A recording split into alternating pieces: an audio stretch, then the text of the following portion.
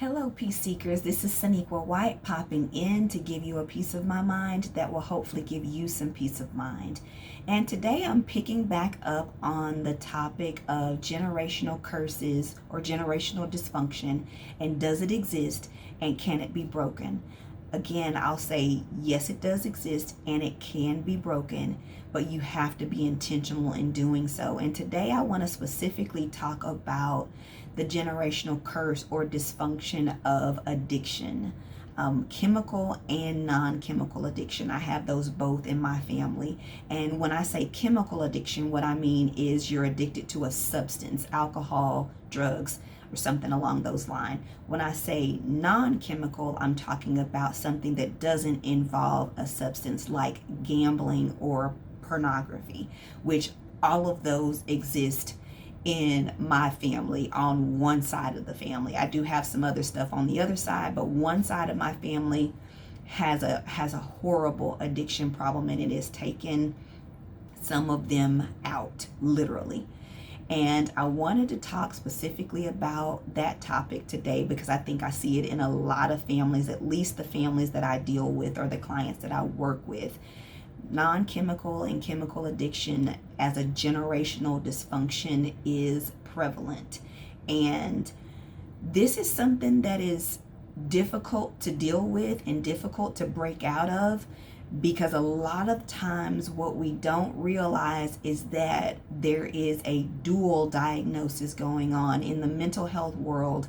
A dual diagnosis means you have an addiction, typically chemical addiction, as well as a mental health diagnosis at the same time. So that's a dual diagnosis. They're fighting each other. It's like the chicken or the egg, which came first, and you really don't know, because there's that generational component there as well.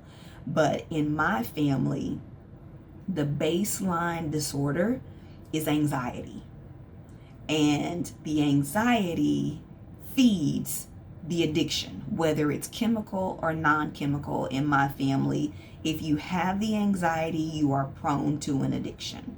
And I have people who are addicted to alcohol and people who are addicted to gambling, which is the primary that I see in my family, is just the gambling. And I mean, not just for fun, it is an addiction. I mean, I'm talking about spending rent money and filing for bankruptcy and letting cars go and moving out of apartments because they are gambling the money that they should be living off of.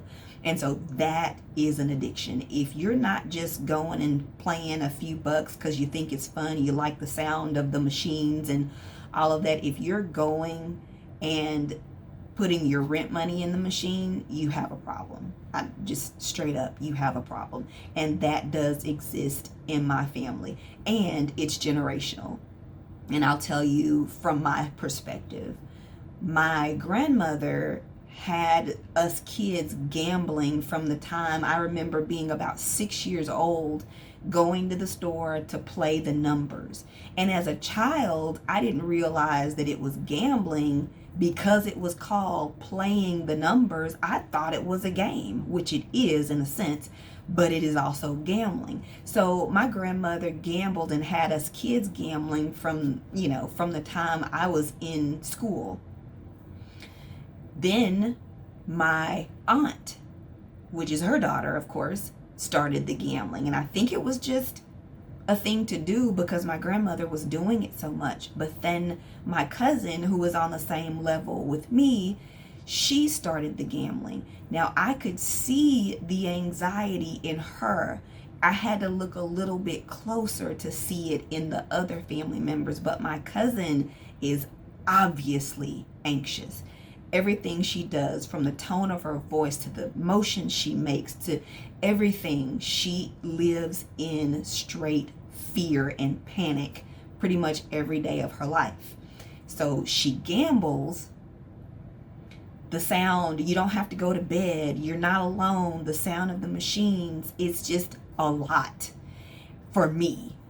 And I do have anxiety as well, but because I've seen them and their struggles, I stay away from everything that they do. I pretty much do the opposite.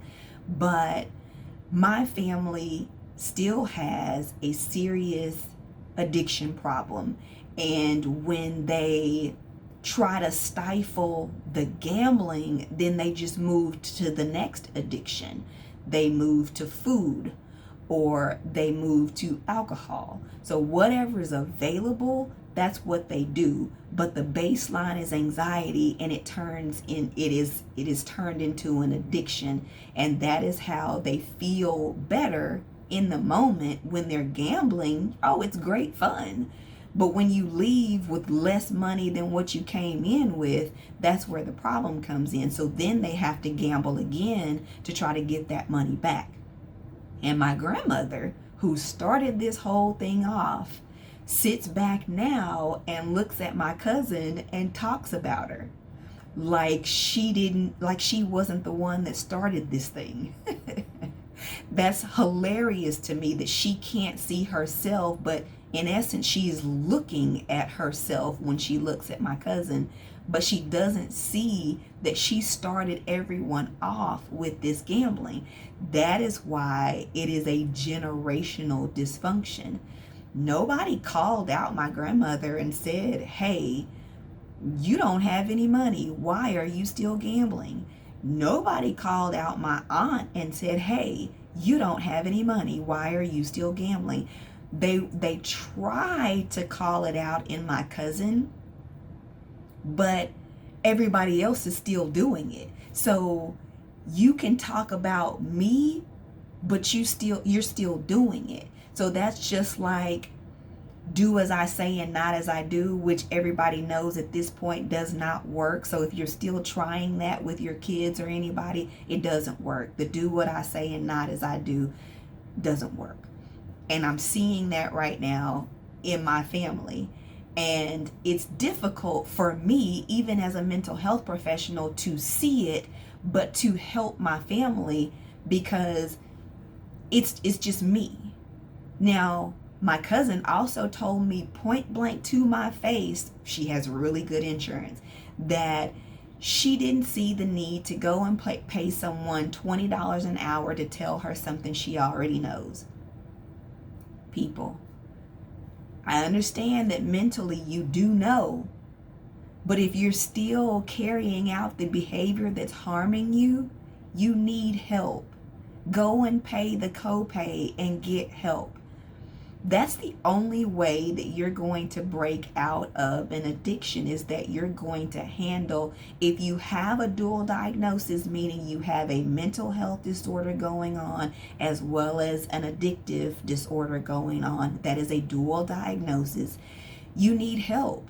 Even if you only had one of those going on, even if you only had anxiety and that was all, or the addiction and that was all, you need professional help.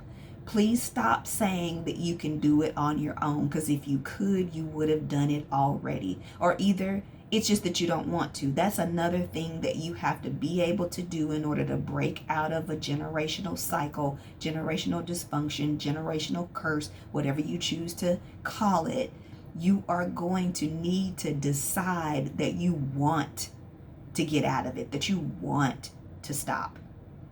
So again, I'm going to come back again with another example of a generational curse, dysfunction, disorder, and let you see some insight into, I'm going to use my family. I know it's happening in other families, but I'm going to use mine so that you see how it happens. But if you like this video, give it a thumbs up. Remember to subscribe. I'll be back soon, but until then, remember to be proactive about your mental health. Be well, and God bless.